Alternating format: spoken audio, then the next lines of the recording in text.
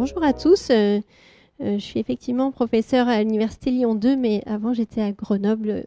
Donc j'en connais certains d'entre vous. Et donc je suis ravie d'être parmi vous aujourd'hui. Je travaille beaucoup sur les questions de développement de la santé mentale. C'est pour ça que je vous disais, je suis plus en prévention maintenant. Mais en fait, on utilise les mêmes approches également en thérapie, notamment avec Mirsha. Là, effectivement, je pensais vous parler notamment d'approches qui sont développées pour prévenir les problématiques de santé mentale, donc chez les étudiants qui constituent une population à risque par rapport à différentes problématiques de santé mentale, en particulier les problématiques d'anxiété et de dépression. Et comme vous l'aviez dit, donc d'après l'OMS, à l'horizon 2025, même un quart de la population devrait être concernée par ce type de problématique au cours de la vie. Et les étudiants sont particulièrement à risque parce qu'au moment de l'arrivée dans l'enseignement supérieur, les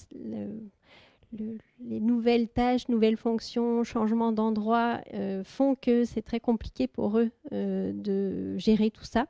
Donc, il y a une augmentation des symptômes de stress, d'anxiété, de dépression, de conduites addictives, notamment des problématiques alimentaires.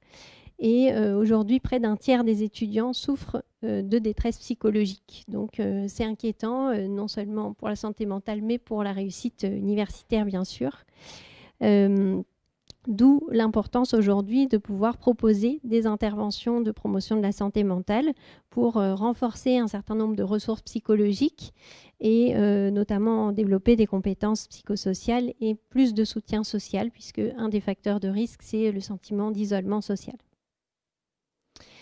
Donc on s'appuie notamment sur le modèle qui a d'abord été proposé dans le cadre du travail, mais qui a été adapté ensuite au contexte des études, donc Job Demands Resources Model, qui a été adapté aux études, donc le Studies Demands Resource Framework, qu'on utilise pour essayer d'identifier pour chaque étudiant quel est cet équilibre qu'il peut trouver entre les exigences de la situation et les ressources disponibles pour lui, donc à la fois les ressources personnelles, les ressources psychologiques, mais aussi les ressources de son environnement, donc le soutien des pairs, des enseignants, des proches, l'environnement structurant qui lui permet de se repérer facilement, et donc les ressources psychologiques plutôt du côté des compétences psychosociales.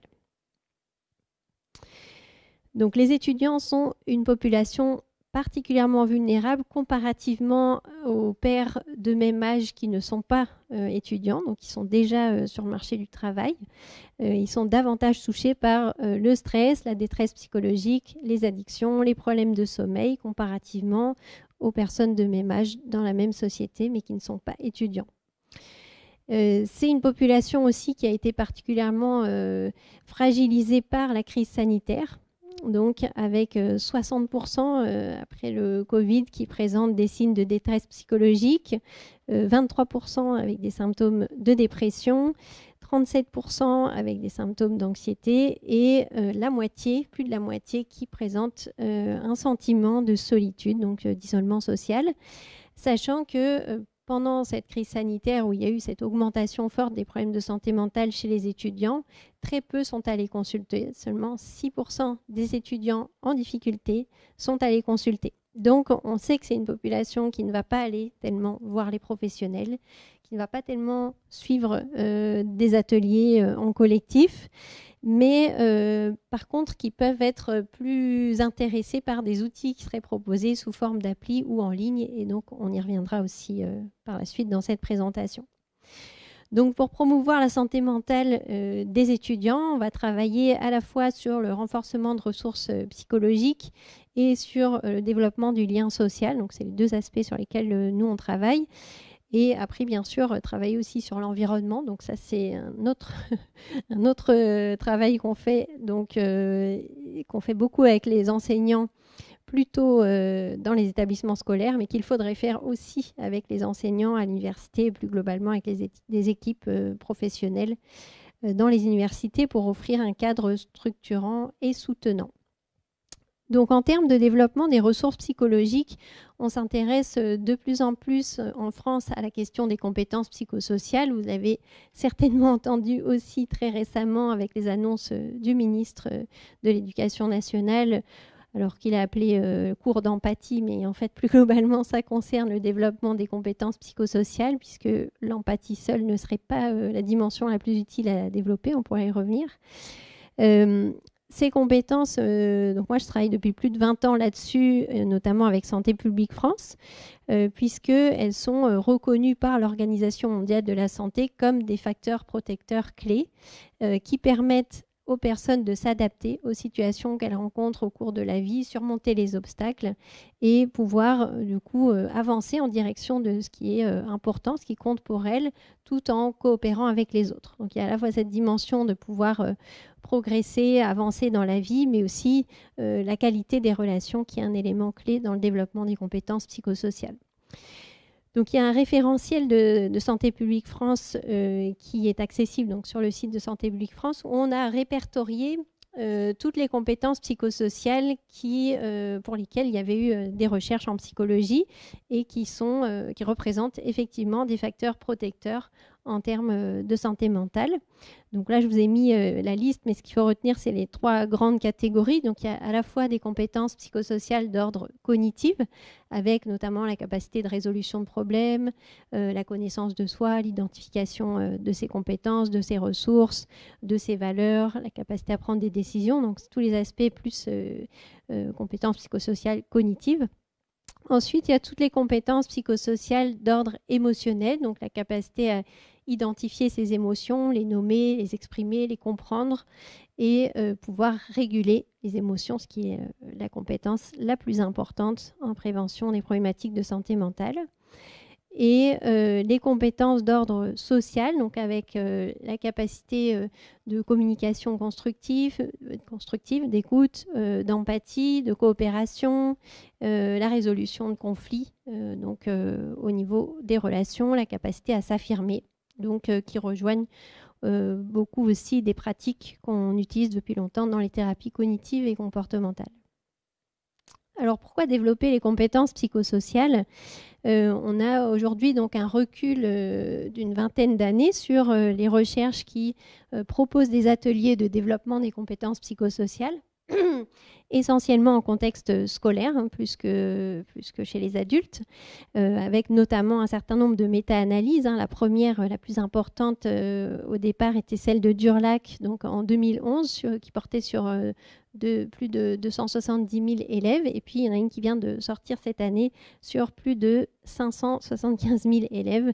Donc, voilà, on a des données qui nous permettent de considérer que ces interventions sont efficaces, à la fois en prévention des problèmes de santé mentale, avec un recul jusqu'à 12 ans après ces programmes sur l'efficacité qui est maintenue, donc avec moins de problématiques affectives, comportementales, meilleure estime de soi, plus de bien-être, prévention des conduites à risque, notamment des consommations de substances psychoactives, des violences, des situations de harcèlement.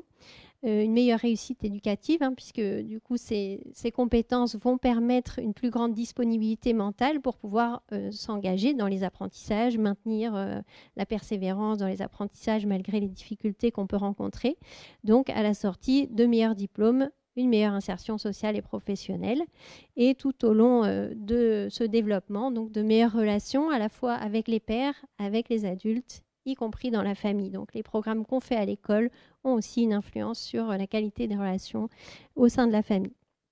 Donc c'est la raison pour laquelle, depuis 20 ans avec Santé publique France et anciennement l'INPES, donc on essaye d'encourager le développement de ces compétences psychosociales dans tous les contextes éducatifs, donc que ce soit à l'école, dans la famille, dans le champ du travail social, donc en protection de l'enfance, et plus récemment aussi dans le contexte universitaire. Et il y a même une personne au ministère de l'Enseignement supérieur qui est déléguée, qui est spécifiquement nommée pour pouvoir développer les compétences psychosociales à l'université. Donc il y aura peut-être prochainement des référents, comme on a des référents handicap ou égalité homme-femme, il y aura des référents compétences psychosociales dans les universités pour encourager le développement de ces programmes de promotion de la santé mentale dans toutes les filières.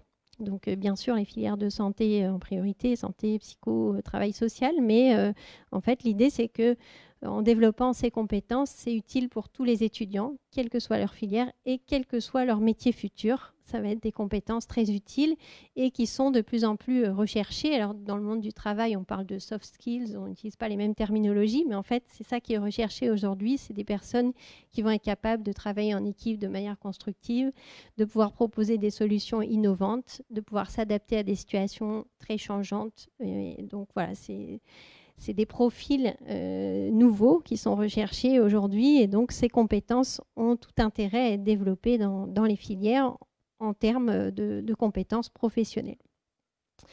Donc comment on peut développer ces compétences psychosociales ? Il y a différents types de programmes qui ont été expérimentés, donc à la fois en contexte scolaire et universitaire. Tout d'abord, des ateliers qui correspondent aux méta-analyses que je vous ai présentées, où on va développer une compétence par atelier. Donc, par exemple, on va faire 1 heure sur le développement de la résolution de problèmes, 1 heure sur l'identification des émotions, plusieurs heures sur la régulation des émotions avec des techniques de respiration, de pleine conscience, etc. Donc, on va proposer à chaque fois explicitement l'apprentissage d'une technique par rapport à une compétence qui est recherchée. Donc, je vous ai mis un exemple d'un programme qui a été beaucoup développé par Aurélie Gaucher, que vous connaissez certainement ici. Donc, c'est le CBSM, Cognitive Behavioral Stress Management. Donc, c'est un programme issu des thérapies cognitives et comportementales, mais que nous, on utilise en prévention, donc auprès des différents publics, donc des professionnels de l'éducation, des parents, des étudiants, pour pouvoir développer ces compétences de gestion du stress, gestion des émotions, connaissance de soi, développement de relations constructives, communication constructive, etc. Donc ça, c'est un exemple de programme où on peut développer des compétences avec 1 heure finalement par compétence ou 2 heures quand c'est chez l'adulte. En général, c'est des programmes qui sont faits en 8 séances et qui sont efficaces dans la durée. Donc, on mesure avant, après, 6 mois après, pour voir si les effets sont maintenus. Et donc, c'est ce qui est recommandé par un certain nombre d'organismes, NHS et d'autres, donc Santé publique France aujourd'hui. Une autre façon de développer ces compétences psychosociales, c'est de les développer de manière transversale. Et je vais approfondir un peu plus ce sujet-là, qui est moins connu et sur lequel on a pas mal travaillé auprès d'étudiants. C'est finalement, au lieu de faire une compétence par atelier, où on se dit finalement, et notamment sur certaines compétences, par exemple dans le CBSM, il y a une séance sur la gestion de la colère. En fait, ça ne suffit pas. Donc, les personnes nous disent on aimerait bien avoir plusieurs séances sur la gestion de la colère, donc, notamment les parents. Donc, voilà, on sent qu'on a besoin de plus de séances sur certaines compétences. Autant identifier les émotions, oui, quand on est adulte, c'est assez facile. On n'a pas besoin de passer plus qu'1 heure sur cet aspect-là. Mais par contre, d'autres compétences sur la communication constructive, etc., ça nécessite plus de temps. Et on s'est aperçu, en travaillant sur d'autres types de programmes de promotion de la santé mentale, comme les programmes de pleine conscience, d'acceptation et d'engagement, de psychologie positive, qu'à travers ces programmes, en fait, on pouvait avoir une influence sur le développement des compétences psychosociales. Donc, c'est ce qu'on a étudié de plus près. Donc, juste pour vous expliquer brièvement, la ligne d'en bas, c'est ce qu'on fait habituellement quand on fait des programmes de développement des compétences psychosociales tels que rapportés dans la méta-analyse. On fait donc sur les compétences cognitives, on va choisir par exemple un atelier résolution de problèmes. Sur les compétences émotionnelles, on va faire peut-être 5-6 ateliers sur la gestion des émotions. Sur des compétences sociales, on peut faire un atelier sur le développement de l'empathie avec des scénarios. On va essayer on demande aux étudiants par exemple de remplir les bulles et de se dire qu'est-ce que l'étudiant ressent quand il se passe telle chose, quelle était l'intention de tel étudiant. Donc voilà, ils vont remplir des bulles et en fait, ça permet de développer l'empathie cognitive, donc cette capacité à prendre la perspective d'autrui. Donc au total, si on a 8 ateliers de 2 heures, on va avoir une efficacité sur le développement de la santé mentale. Et en fait, on s'est aperçu qu'avec des pratiques, donc notamment, alors nous on les a appelées plutôt des pratiques d'attention ou de présence attentive, parce